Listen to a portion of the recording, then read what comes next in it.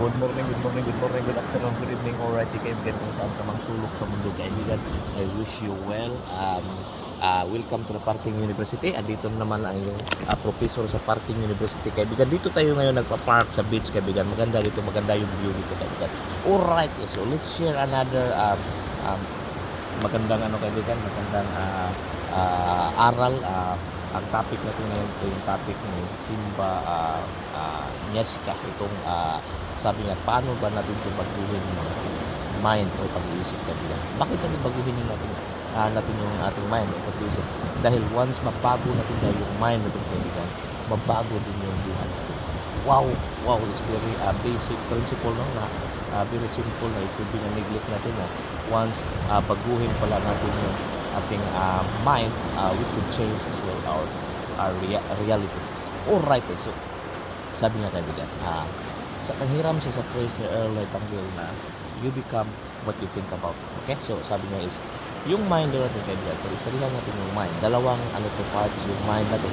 May tinatawag na conscious mind at saka mayroon tayong subconscious mind. Okay, so yung conscious mind, kaibigan, is small part lang to sa mind natin. So yung malaking part talaga is yung subconscious mind. So ano tong conscious mind, kaibigan? Yung conscious mind is yung pag ikaw ay nag-iisip, okay? So that's conscious. Pag ikaw ay nakikinig, pag ikaw ay sumasagot ng yes or no, pag ikaw ay mag-decide ng something, yun yung conscious mind. So para makapag-decide ka, makapag-isip ka, which is wrong or right. So yung napakalaking part sa mind natin, kaibigan, ito yung subconscious mind. Okay, so yung subconscious mind is ito yung kahit hindi na tayo mag-iisip, ito yung mayroong mag-auto-suggest, kaibigan. Dito yung nakikita, na-i-story yung habits natin, kaibigan, yung paradigm natin, yung yung attitude natin, kaibigan, yung paano tayo mag-treat sa ibang tao. So dito yung sa subconscious mind. So kung naalala mo kung mag-drive ka, kaibigan, is hindi ka na mag-isip, yung mag-brake ka, mag-clutch ka. So parang nasa storage yun ng subconscious mind mo na automatic na yung gawin. So basically, kung ano yung habit, andun yung mga habit natin sa subconscious mind natin, kaibigan. So yung point ni Simba nito, kaibigan, is maging conscious lang tayo o aware lang tayo sa kung ano yung mga iniisip natin para slowly natin ma-change yung mind natin. So paano ba natin ma-change yung mind? Okay, so may dalawa sa suggestion. So isang suggestion na, kaibigan, is yung affirmation or yung mga positive self-talk. Isa yung maka-slowly change sa mind natin. So hindi ibig sabihin na nagsasabi ka na tomorrow I will become rich, or tomorrow makikita ko yung abundance, wealth, na pagising mo andyan na yan. So hindi ko yung ganyan, kaibigan. So ang purpose po ng affirmation is ito yung sinasabi ni Napoleon Hill na mag-auto-suggest. So parang tinitrain yung mind natin, kaibigan, na tinitrain lang yung mind natin na parang nag-feel nga na yun at saka para makapagbigay siya ng auto-suggestion. So parang hindi mo palibaguhan yung subconscious mind natin. So tinitrain niya, kaya mayroon tayong positive affirmation, positive self-talk. Bob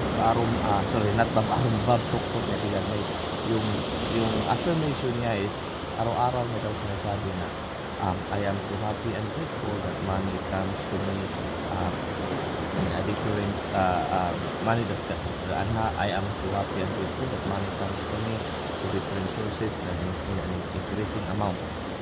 So yun, di niya namalayan in 2 years, kaya naging totoo daw. So hindi yun magic. So ang purpose doon is para ma-train daw yung subconscious mind natin na marami kang abundance na nare-receive, at saka mayroon yung auto-suggestion, magsasuggest na yan kung ano yung mga bagay na gawin o ka-align doon sa affirmation mo. So isa pa everyday daw mayroon tayong mga affirmation. Ito mga affirmation, ito yung mga self-talk, mga sinasabi natin, na-affirm natin na who we are. So ang problema nito, kaibigan, is marami sa atin na ang affirmation natin is disempowering. Okay, ano yung ibig sabihin ng disempowering? Ito yung mga affirmation na sinasabi natin na hindi tayo magaling, pinanganak tayo ng mahina, kasi ganito lang ako, hindi talaga ako masukli, palagi ako namahalan, for some reason, hindi ko mahanap-hanap yung ano ko, kung ano, malas ako palagi. So yun yung mga affirmation kaibigan. And apparently, once i-confirm mo yung kaibigan mo sa conscious mind mo, maniwala yun at saka it will suggest na naka-align din kung ano yung kino-confirm mo. Pag kino-confirm mo na malas talaga ako palagi, for some reason hindi ako sumiswerte. Kung sa trabaho madali ako natanggal sa trabaho, kino-confirm mo yung kaibigan. So hindi yung tinitrain mo yung mind mo na magiging ganyan ka, at saka it will reflect your reality. Wow! So ganun ka powerful yung affirmation na hindi tayo conscious kaibigan. Mayroon tayo tayong affirmation na disempowering na imbis na makapabuti sa atin, parang may-train natin yung subconscious mind natin kaibigan. Paano siya nagiging yung sinabi natin na hindi ako magaling o malas ako palagi. So yun, ina-accept ko na malas ka palagi. So pwede natin yung i-train yung mind natin kaibigan. Slowly feed ng magandang recognition. Instead of say, pwede tayong magsabi na swerte talaga ako palagi. Yung universe talaga isusupport ako, o yung Panginoon isusupport ako kahit anong gusto ko. Mayroon talaga akong lahat talaga. Hanap ko ako ng parting anytime ko saan. So sa trabaho, madali talaga ako magpagkaibigan. Wala talaga akong problema sa trabaho. Kung madali kong mahanap yung pira pag mayroon akong pangangailangan. I-train yung subconscious mind natin na ganyan yung pag-uusap natin sa sarili kaibigan. Kahit ano kung ano yung gusto kong matutunan ko talaga. So, diba, yun yung mga example na powering na makapagbigay ng positive impact kaibigan. Okay? So, isa pa daw, yung isa kaibigan is, yung isang para ma-change yung thinking natin is, may kasabihan na you are average of the 5 person that you are with. Okay, so kung sino yung palagi yung kasama kaibigan na 5 person, average ka. Pag ikaw yung mga kasama mo, mga magnanakaw, posible may chance na magnanakaw ka. Pag yung kasama mo mga mediocre, posible mediocre ka. Pag kasama mo mga businessman, posible magiging businessman ka rin. Posible rin mga smart, intelligent person, posible na maging ganun ka rin. So ang hindi natin din alam kaibigan, hindi tayo daw physically na magiging magkasama sa mga tao na iyon para lang tayo na ma-become average of that 5 person kaibigan. So pwede tayo na manood tayo ng mga self-improvement book, magbasa ng mga libro, ng mga great thinkers. So pag na-spend natin yung time doon kaibigan, kahit hindi tayo physically na nakipagkasama dun sa mga tao na yun, yung mga great leaders, great thinkers kaibigan, pag nag-spend tayo ng time sa pagbabasa, sa pag-learn, pakikinig ng podcast, sa align yung frequency natin kaibigan, kahit hindi natin nakasama yung sila physically kaibigan, but nag-spend tayo ng time din kaibigan, mag-slowly shift yung mindset natin kaibigan, within that kung ano yung binabasa mo, kung ano yung pinapanood mo kaibigan. Wow! At saka, depende sa tao to. Okay, so every human being is unique. So we have unique, kaya nga walang tao na parehas. So every human being is we have unique experiences, kaya iba-iba tayong experience sa buhay. So paano ba, how long ba it take to para ma-change yung mind sa tao? Okay, so depende ito kaibigan. So walang right or wrong, o walang short or long. Okay, depende ito kaibigan. So may mga tao na ma-change nila yung mind nila, it will take only months, few months lang, mag-change na nila. As long as yun nga, mag-ano sila ng positive affirmation, at saka mag-spend sila more time sa gusto nila na kasamahin na tao, or it could be magbasa sila o manood sila ng mga self-improvement book, yun yung gusto nila. So depende yun. So may mga tao din daw na it will take years.